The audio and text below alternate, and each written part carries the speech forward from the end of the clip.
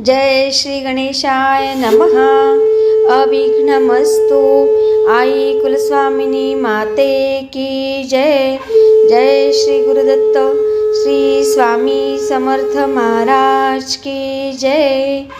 निशंक होई रे मना, निर्भय होई रे मना, प्रचंड स्वामी बळ पाठीशी, नित्य आहे रे मना, नित्य आहे रे मना। श्री स्वामी समर्थ महाराज। आजपासून श्रीपाद श्री वल्लभ चरित्रामृत याचे आपण पारायण सुरू करत आहोत। त्याचे मूळ ग्रंथरचयिता आहेत श्री शंकर भट। श्री श्रीपाद श्री वल्लभांचे त्या काळातले ते समकालीन। शंकर भट लिखित तेलुगू प्रत उपलब्ध करून दिलं ती श्री मल्लादी गोविंद दीक्षितुल्लू भीमावरम यांनी, आणि त्याचे मराठी अनुवाद केला आहे श्री हरिभाऊ जोशी निटूरकर, म्हणजे भाऊ महाराज। हे हैदराबादचे आहेत आणि आता सादर करत आहेत सोनलताई। श्री स्वामी समर्थ। नमस्कार। श्री स्वामी समर्थ। जय जय स्वामी समर्थ। अवधूत चिंतन श्री गुरुदेव दत्त। आपण ऐकत आहोत श्रीपाद श्री वल्लभ चरित्र अमृत, अध्याय 18। श्रीपाद राजम शरणम प्रपद्ये।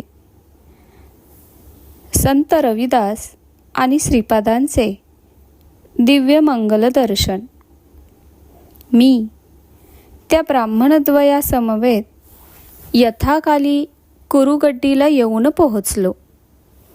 अनंत कोटी ब्रह्मांड नायक असलेले, आदी मध्य आणि अंत नसलेले चतुर्दश भुवनांचा सार्वभौम असे लीला अवतारी भगवान श्रीपाद प्रभू कृष्णा नदीत स्नान करून बाहेर येत होते।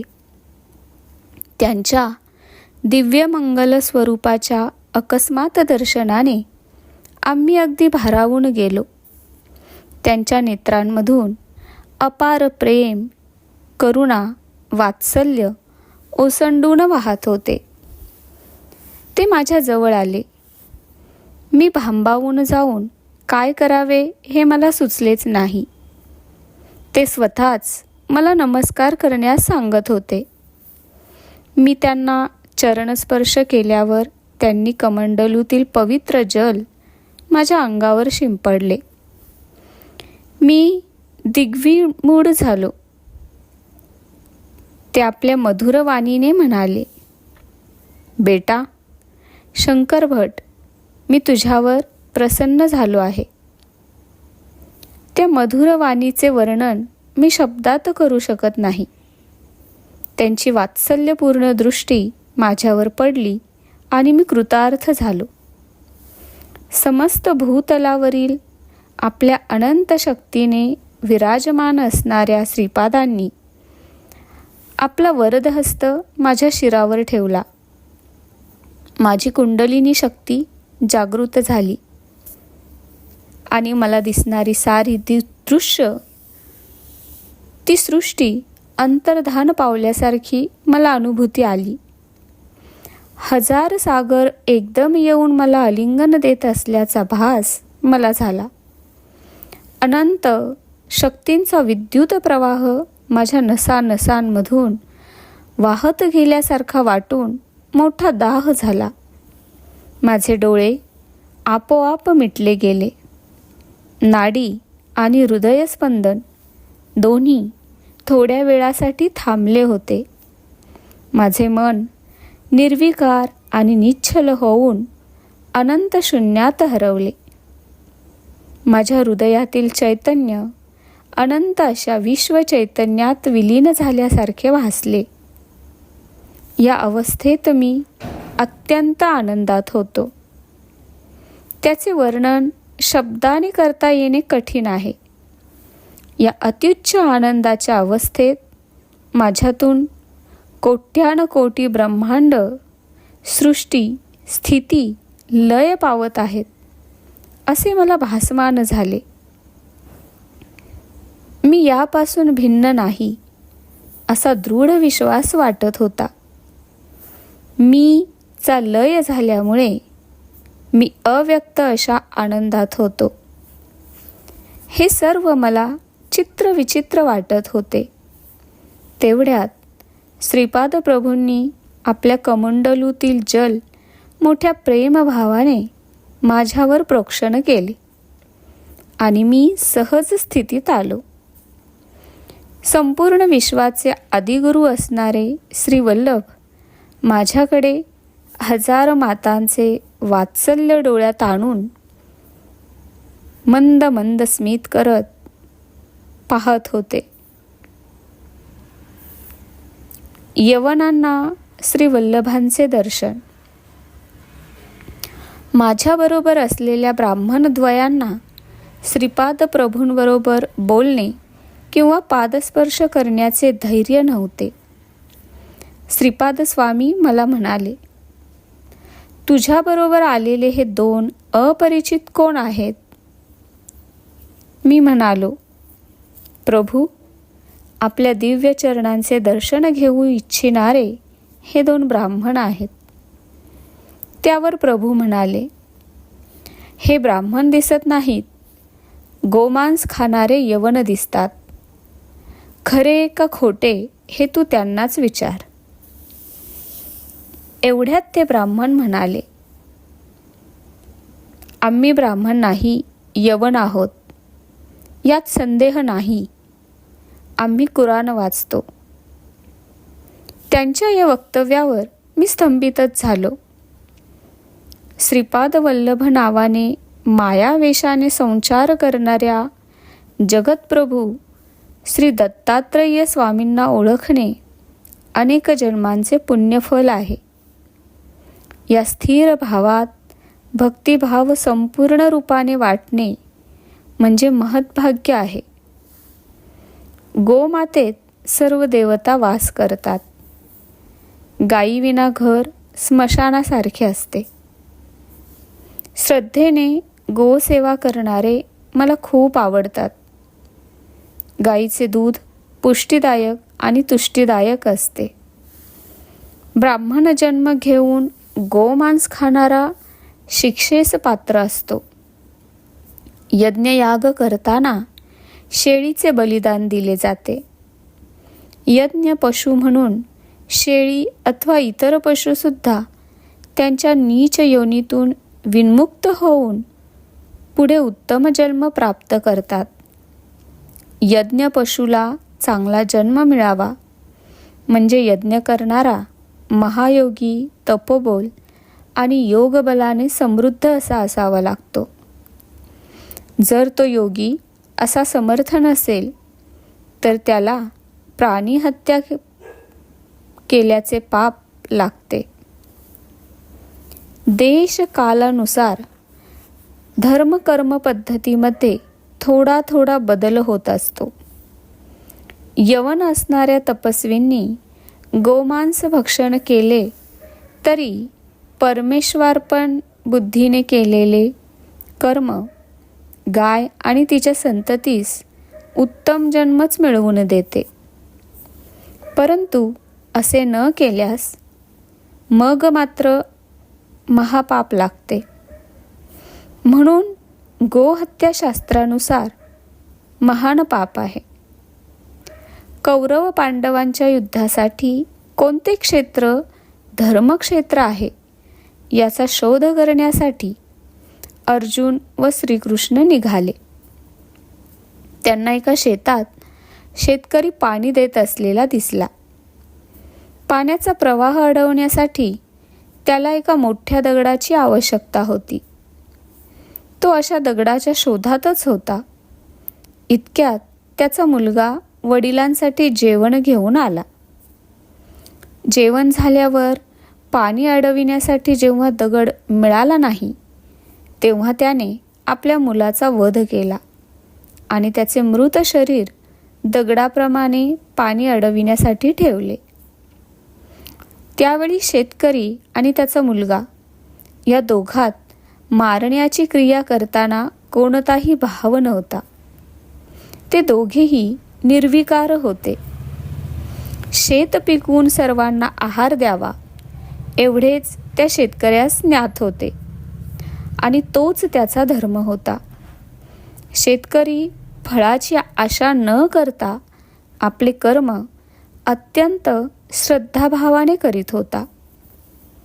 या शेताची जागा श्रीकृष्णांनी धर्मक्षेत्र म्हणून निवडली. अरे नाममात्र ब्राह्मणा, गोमांस भक्षण करणे हे केव्हाही बरोबर नाही. पूर्वपुण्याईने आणि पूर्व पितृदेवतांच्या प्रार्थनेने तसेच माझ्या अपार कारुण्याने तुम्हाला माझ्या दर्शनाचा लाभ झाला, हेच तुमचे महद्भाग्य समजा. तुम्ही केलेला नमस्कार मी स्वीकारत नाही. तुम्ही मला स्पर्श करू नका. माझ्या कमंडलूतील पाणी तुमच्या अंगावर घालणे शक्य नाही. तुम्ही येथून तात्काळ निघून जा. तुम्हाला अन्न वस्त्र मिळण्याची सोय केली आहे. तुम्ही यवन स्त्रीबरोबर विवाह करून यवनाप्रमाणे राहा. तुमच्या हातून मारल्या गेलेल्या गायी पुढील जन्मी तुमची संतती होऊन जन्मास येतील आणि तुमचा छळ करून तुमच्या पैशावर सुखी होतील.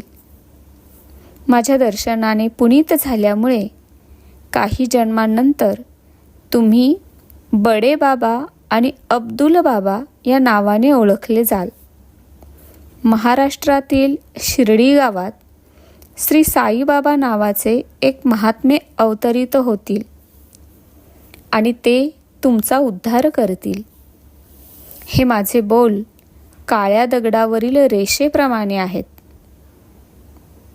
असे बोलून प्रभूंनी त्यांना जाण्यास सांगितले. मी आणि श्रीपाद प्रभू दोघेच होतो. तेव्हा तेथे रविदास नावाचा एक रजक आला. रविदास श्रीपाद प्रभूंना सारखा प्रणाम करीत होता, परंतु प्रभू त्याच्याकडे दुर्लक्ष करीत होते. थोड्या वेळाने त्याच्याकडे पाहून श्रीपाद मंद हसले. याचे मला आश्चर्य वाटले. श्रीपाद वल्लभ स्वामींनी माझ्या कपाळाच्या मध्यभागी जोरात दाब दिला. तेव्हा माझ्या नेत्रचक्षूंसमोर चित्रविचित्र दृश्य मला दिसले. श्रीपाद स्वामींचा भक्तांवर अनुग्रह. रविदासाची नाव कृष्णा नदीतून कुरुगड्डीकडे जात होती. त्या नावेत एक वेदशास्त्र पंडित बसले होते. इतर अस्पृश्य जातींच्या लोकांचा स्पर्श होऊ नये म्हणून ते एकटेच त्या नावेत बसून जात होते. ते पंडित रविदासाला म्हणाले, मी महापंडित आहे आणि श्रीपाद श्री वल्लभ स्वामींकडे जात आहे. त्यांनी मला बोलावले आहे. तेच तुला नावेचे भाडे देतील.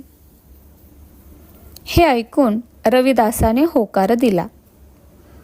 नाव मार्ग आक्रमू लागली. बोलण्याच्या ओघात त्या पंडिताला कळले की रविदासाला पौराणिक ऐतिहासिक कथेची काहीच माहिती नाही. मग तो पंडित म्हणाला, अरे रविदासा, तुला पुराण आणि इतिहासाचे काहीच ज्ञान नाही, म्हणजे तू 3/4 जीवन व्यर्थ घालविले आहेस. रविदास ते ऐकून निराश झाला. नाव चालताना एकदमच पाण्याचा वेग खूप वाढला. त्या वेगाने त्या नावेस एक छिद्र पडले आणि त्यातून पाणी आत शिरू लागले. रविदास त्या पंडिताला म्हणाला, महाराज, आपणास पाण्यात पोहता येते का? पंडित म्हणाला, अरे, मला तर पोहता येत नाही. मग रविदास म्हणाला, महाराज, मला पोहता येते, परंतु तुम्हाला मात्र पोहता येत नसल्याने तुमचे जीवन 100% व्यर्थ आहे. सारखे वाढत असलेले पाणी पाहून रविदासाने श्री श्रीपाद प्रभूंचे नाव घेऊन पाण्यात उडी मारण्याची तयारी केली. इतक्यात त्याला पाण्याच्या मध्यभागी एक दिव्य कांती दिसली. त्याने आदी अंत नसलेल्या श्रीपाद स्वामींच्या महिमा वर्णन करणाऱ्या अनेक लीला ऐकल्या होत्या, अनेक कथा ऐकल्या होत्या. रविदासाने त्या दिव्यकांतीस अत्यंत श्रद्धाभावाने नमस्कार केला. नावेतील पाणी सारखे वाढू लागले होते. इतक्यात एक महत् आश्चर्य घडले. एक अदृश्य हात त्या नावेतील पाणी बाहेर टाकीत होता. नावेतील पाणी कमी झाले आणि नाव किनाऱ्यावर पोहोचली आणि ते दोघे श्रीपाद प्रभूंच्या दर्शनास आले. रविदास यापूर्वी प्रभूंच्या दर्शनास कधीही आला नव्हता, परंतु आज जेव्हा त्याने स्वामींना नमस्कार केला तेव्हा त्यांनी प्रसन्न मुद्रेने मंद हास्य केले. त्या पंडिताकडे मात्र त्यांनी दुर्लक्ष केले. शास्त्र चर्चा करण्यासाठी आलेल्या त्या पंडिताच्या मुखातून एकही शब्द निघेना. श्रीपाद प्रभू पंडितास म्हणाले, अरे पंडिता, तुला अहंकारामुळे योग्य काय आणि अयोग्य काय ते कळेनासे झाले आहे. तू महापंडित असून सुद्धा सद्गुणांचा संचय करण्याऐवजी पापांचा साठाच करून ठेवलास. आपल्या सुशील पत्नीचा छळ करून एका सुखी कुटुंबातील राणीला आपल्या पतीपासून परावृत्त केलेस. त्यामुळे ती तुला सतत शाप देते आहे. तुझी भार्या एक सद्ब्राह्मणी असून मानसिक छळाने क्षोभित झाली आहे. ही सर्व पापकर्म केल्यावर तू माझ्याकडे कसा आकर्षित झालास? तुझ्या पत्रिकेप्रमाणे आज तुझा मृत्यूदिन आहे. आजपासून मी तुला 3 वर्षाचे आयुष्य वाढवून देतो. तू तुझ्या गावी जाऊन दुर्वर्तन विसरून चांगले आचरण कर. तू एक पंडित आहेस, यात शंकाच नाही. तुझ्या विद्वत्तेचे प्रात्यक्षिक दाखवितोस का तुला दिलेले 3 वर्षांचे आयुष्य तू परत करतोस? तात्काळ उत्तर दे.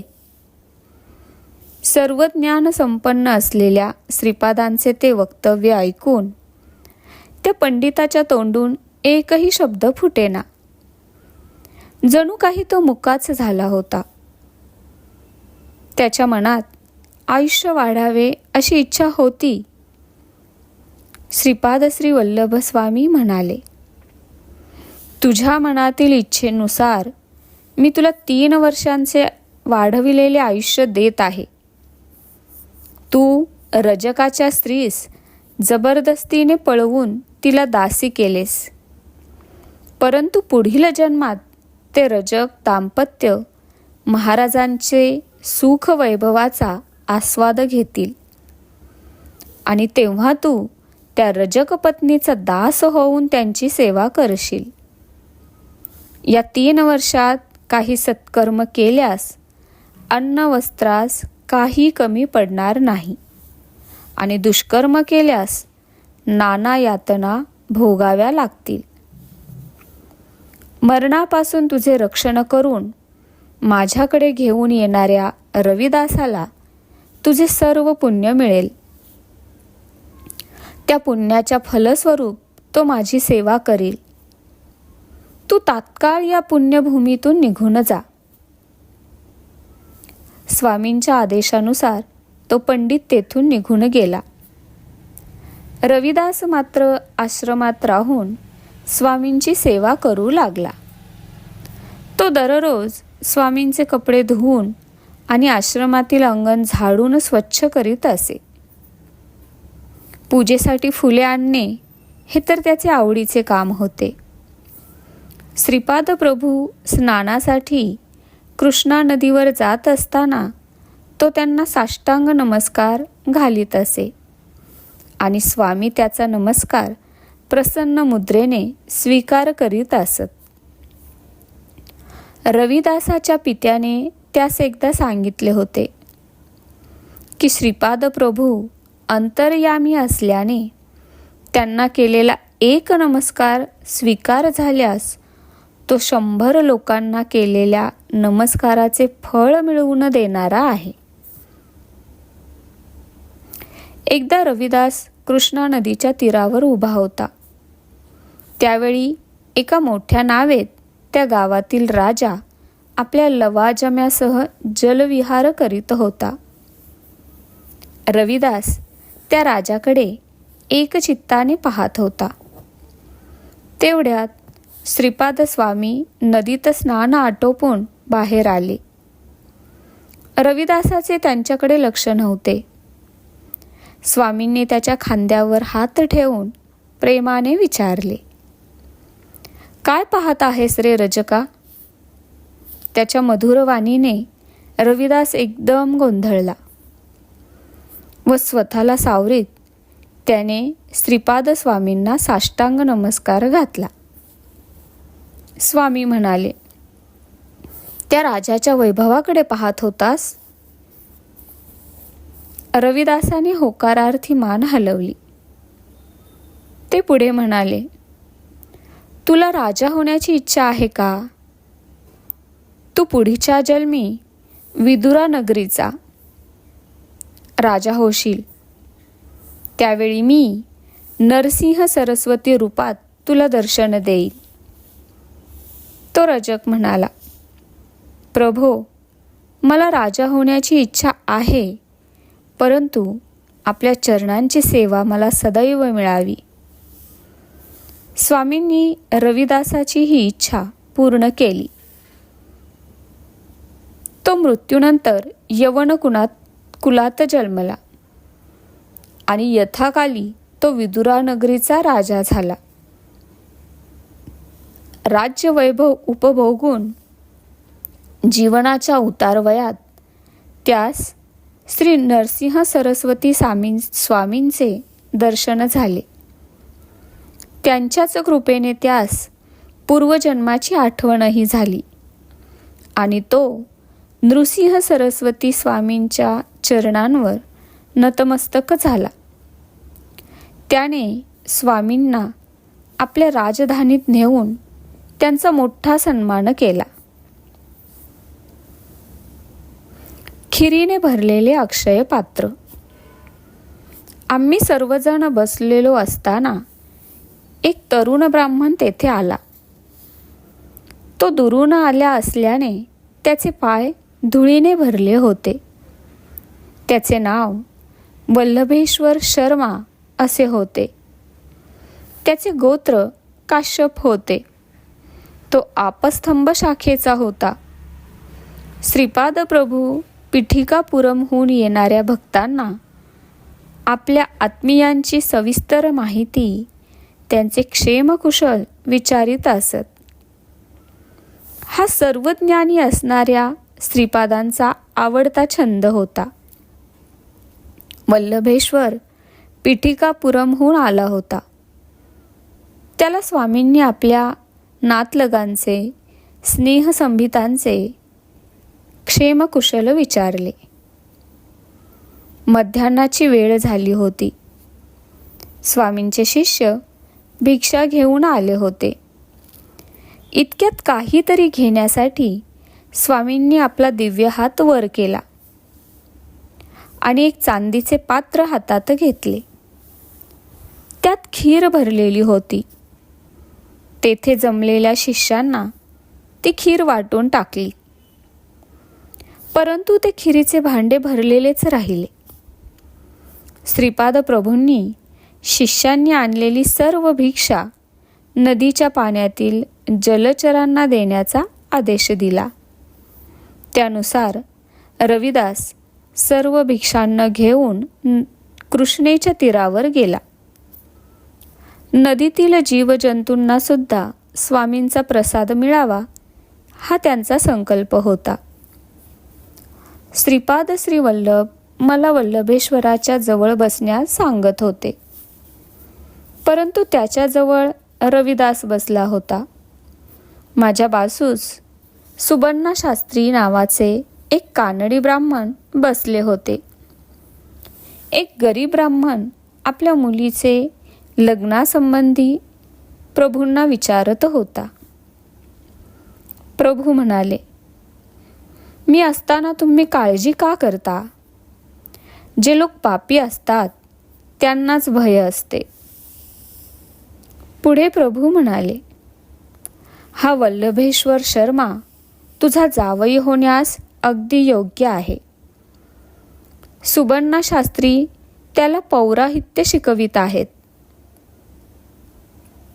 वल्लभेश्वराकडे वळून स्वामी म्हणाले, तुझ्या माता पितरांची अशी इच्छा आहे की त्यांना पिंडदान करावे.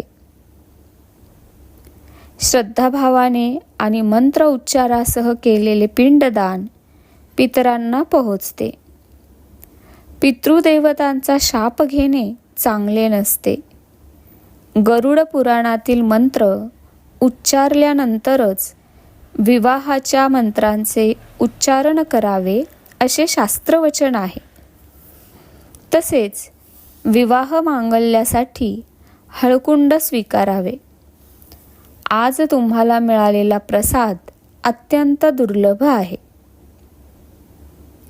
पिठिकापुरममध्ये मल्लादी लोक व्यंकटप्पय्या, श्रेष्ठी महाराज आणि वत्स महाराज नैवेद्यासाठी खीर घेऊन आले. तोच नैवेद्य तुम्हाला प्रसाद म्हणून दिला आहे.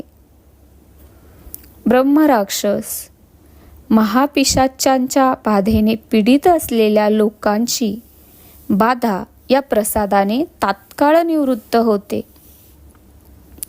दारिद्र्य आणि दुःखाने पीडित असलेल्या लोकांना या प्रसादाचा स्वीकार केल्याने संपदा आणि अभिवृद्धी लाभते. हे दिव्य भाषण ऐकून माझ्या डोळ्यात अश्रू दाटून आले. सद्गदित झालेल्या कंठाने श्री श्रीपाद स्वामी म्हणाले, या 3 वंशांशी माझा ऋणानुबंध कालातीत आहे. त्यांच्या वात्सल्य भक्तीने मी त्यांचा अंकित होतो. मला कोठेही जेवण्यास न मिळाल्यास मी सूक्ष्म रूपाने जाऊन तेथे येथेच जेवण करतो. जे कोणी माझी वात्सल्यपूर्ण भावाने सेवा करतात त्यांच्या घरासमोर मी बाल्य स्वरूपात खेळत असतो. माझ्या पावलांचा सुमधुर आवाज माझ्या भक्तांच्या हृदयात प्रतिध्वनित होतो. रात्रीच्या वेळी कुरुगड्डी गावात माझ्या संमतीशिवाय कोणी राहू शकत नाही. यक्षिणी, ब्रह्मराक्षस, महापिशाच महाआरतीच्या वेळी आक्रोश करतात. मी त्यांची त्या पिशाच योनीतून सुटका करून त्यांना नवीन देह प्राप्त करवून देतो. देवता, गंधर्व, यक्ष, अदृश्य शक्ती यासारखे उच्च पदास पोहोचलेले जीव माझ्या दर्शनास येतात. महासिद्ध, महायोगी, तपस्वी, महापुरुष माझे दर्शन, स्पर्श व संभाषणाचे भाग्य प्राप्त व्हावे अशी इच्छा मनात धरून अनेक कष्ट झेलून माझ्याकडे येतात. तुम्ही आनंदाने नामरूपाला ओलांडून पुढे जाल. ही श्रीपाद प्रभूंची अनुउल्लंघनीय आज्ञा होत. आम्ही शेजारी असलेल्या गावी जाऊन पोहोचलो. त्या कन्येचा पिता स्वतःच्या घरासमोर वधूवरांना बसवून सुब्रमण्यम शास्त्रींकडून मंत्र म्हणवून घेत होता. शास्त्रींना विवाह संस्काराचे मंत्र येत होते, परंतु अंतिम संस्काराच्या मंत्रांची माहिती त्यांना नव्हती. श्रीपादांचे ध्यान करून सुबन्ना ब्राह्मणाच्या स्थानी बसले. त्यांच्या मुखातून आपोआप मंत्र उच्चारण होऊ लागले. याचे त्यांना स्वतःलाच आश्चर्य वाटले. याप्रमाणे सर्व मंत्र उच्चारण झाल्यावर त्या वधूवरांचा विवाह संपन्न झाला. त्याने मंगळसूत्राऐवजी हळकुंड दोऱ्याने बांधून वधूच्या गळ्यात घातले. कन्येचा पिता निर्धन व होणारा गरीब पती होता, त्यामुळे असे करण्यात आले. विवाहासाठी आलेले ब्राह्मण विवाह संप्रदायानुसार न झाल्याने निंदा करीत त्या लग्न मंडपातून निघून गेले. वल्लभेश्वराला आई वडील नव्हते. मुलीचे आई वडील, पुरोहित आणि मी असे 5 लोकच लग्नास उपस्थित होतो. विवाहानंतर नवदाम्पत्यासह आम्ही श्रीपाद स्वामींच्या दर्शनासाठी गेलो. श्रीपाद स्वामींनी आम्हाला आशीर्वाद देऊन त्यांचा आनंद व्यक्त केला आणि आम्हास त्यांच्या समवेत थोडा वेळ ध्यानधारणा करण्याची अनुज्ञा केली. मी ध्यानात बसताच माझ्या डोळ्यासमोर वल्लभेश्वराच्या भविष्यात घडणाऱ्या घटनेचे एक एक चित्र समोर येऊ लागले. वल्लभेश्वर एक व्यापारी झाला होता. त्याने मिळणाऱ्या नफ्यातून काही भाग वेगळा ठेवून त्याचा उपयोग कुरवपुरी सहस्त्र ब्राह्मण भोजनास करण्याचा नवस केला होता. परंतु तो संकल्प पूर्ण करण्यास तो विलंब लावित होता. श्रीपाद श्री वल्लभ कुरवपूर क्षेत्री अंतर्धान पावले. ते गुप्त रूपाने संचार करीत होते.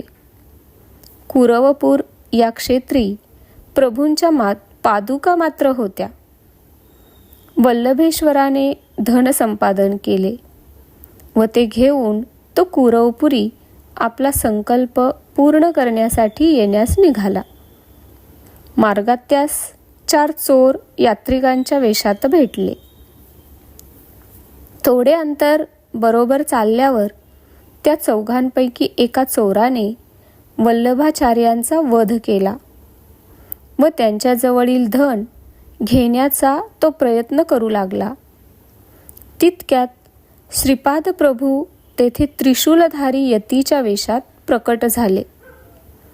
वल्लभेश्वर चोराने मारण्यापूर्वी श्रीपाद स्वामींच्या ध्यानात मग्न होता. आपल्या भक्ताचे रक्षण करण्यासाठी प्रभू तात्काळ धावून आले. त्यांनी 3 चोरांना आपल्या त्रिशूलाने मारून टाकले.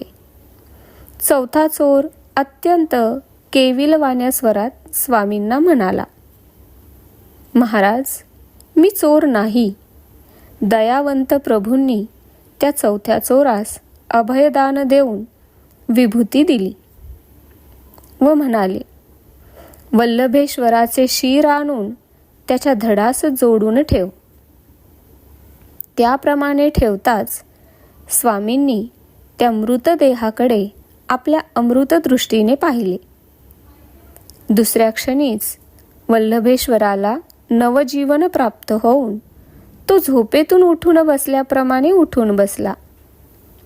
त्या 4थ्या चोराने वल्लभेश्वराला झालेला सारा प्रकार सांगितला. त्याला झालेल्या आनंदाला सीमा नव्हती. श्रीपाद प्रभूंचे प्रत्यक्ष दर्शनाचे भाग्य न लाभल्यामुळे मात्र त्यास वाईट वाटले. वल्लभेश्वरामुळे श्रीपाद प्रभूंचे प्रत्यक्ष दर्शन घडल्याने तो 4था चोर अत्यंत आनंदित होता. वल्लभेश्वर कुरवपूरला येऊन पोहोचला. त्याने 1 सहस्त्र ब्राह्मणांऐवजी 4 सहस्त्र ब्राह्मण भोजनाची आराधना केली होती. श्रीपाद स्वामींचे विराट स्वरूप. आम्ही सर्वजण डोळे झाकून ध्यानात बसलो होतो. मला वल्लभाचार्यांच्या भविष्यात घडणाऱ्या घटनेचे चित्र दिसत होते. तितक्यात डोळे उघडण्याची श्रीपाद प्रभूंनी अनुज्ञा दिली. ते म्हणाले, कोणतेही कार्य अकारण होत नाही. प्रत्येक कर्मासाठी काही ना काही कारण असतेच. सृष्टीचे विधान चित्रविचित्र आहे. निर्गुण निराकार असा मी तुमच्यासाठी साकार रूपात अवतरित झालो आहे. हे पाहून तुम्हाला आश्चर्य वाटेल.